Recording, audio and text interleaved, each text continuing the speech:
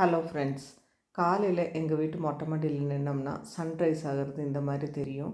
நிறைய மயில் பாருங்கள் மேய்ஞ்சிட்ருக்குது. எவ்வளோ ப்ளசண்ட்டாக இருக்குதுன்னு பாருங்கள். ஆனால் கொஞ்ச நேரத்துலேயே சூரிய பகவான் தகன்னு வந்துடுவார். அதுக்குள்ளே நான் முடிக்க வேண்டிய வேலையெல்லாம் முடிச்சுட்டு கீழே போயிடணும். இல்லைன்னா காலையிலேயே ரொம்ப டயர்டாயிருவேன். கீழே பார்த்தீங்கன்னா டாம் பாருங்கள் எப்படி படுத்துருக்குறான்னு, கூலாக படுத்துருக்கான் பாருங்கள். இவர் டெய்லி தோகையை விரிச்சிட்டு டான்ஸ் ஆடுவார். நான் தூரத்தில் இருந்து பார்ப்பேன். ஆனால் இன்றைக்கி எப்படியோ ஷூட் பண்ணிட்டேன். ஆனால் சுற்றி இருக்கிற மயிலெல்லாம் ஓடிடுச்சு. அப்புறம் இந்த செடிகளெல்லாம் வந்து பார்க்க ஆரம்பித்தேன்.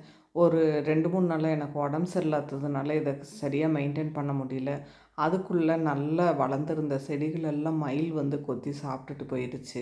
இதை பார்த்ததும் எனக்கு ரொம்ப மூட் ஆஃப் ஆயிடுச்சு. என்னடா இது, இவ்வளோ கஷ்டப்பட்டு வளர்த்துறோமே, செடியெல்லாம் இப்படி போயிடுச்சு அப்படின்னு சொல்லிட்டு. பட் என்ன பண்ணுறது.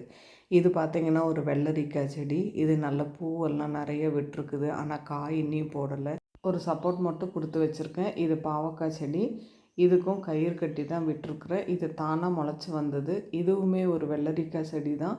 இப்போ தான் பூவிட ஆரம்பிச்சிருக்கு. பக்கத்துலேயே பார்த்திங்கன்னா மிளகா செடி, தக்காளி செடி எல்லாமே வச்சுருக்கேன்.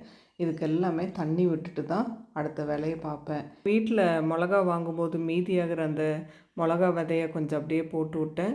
நல்லா 2 பழுத்த தக்காளியும் அப்படியே புழிஞ்சு விட்டேன். இது க்ரோ பேக்குக்கு மாற்றிடணும். இது ஒரு டைப் ஆஃப் வெள்ளரிக்காய் செடி தான். பட் நல்லா வந்துட்டு இருந்துச்சு. ஆனால் இலையெல்லாம் என்னன்னு தெரியல. இது திடீர்னு வெள்ளை வெள்ளையாக ஆயிடுச்சு. சத்து பத்தலையா என்னங்கிறது எனக்கு தெரியல.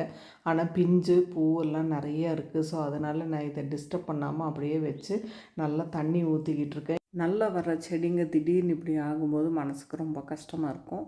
பட் ஒன்றும் பண்ண முடியாது. இதுவுமே ஒரு வெண்டைக்காய் செடி. மொத்தமாகவே 3 காய் தான் விட்டுச்சு. இதோட இலையெல்லாம் பார்த்திங்கனாலும் வெள்ளை வெள்ளையாக தான் இருக்குது. இப்போ தான் நான் இதுக்கு ஒரு ஹோம்மேட் ரெமெடி ஒன்று ரெடி பண்ணியிருக்கேன். அது என்னன்னு உங்களுக்கு அடுத்த வீடியோவில் காமிக்கிறேன். ஏதாவது சஜஷன்ஸ் இருந்தாலும் சொல்லுங்கள். Love you all.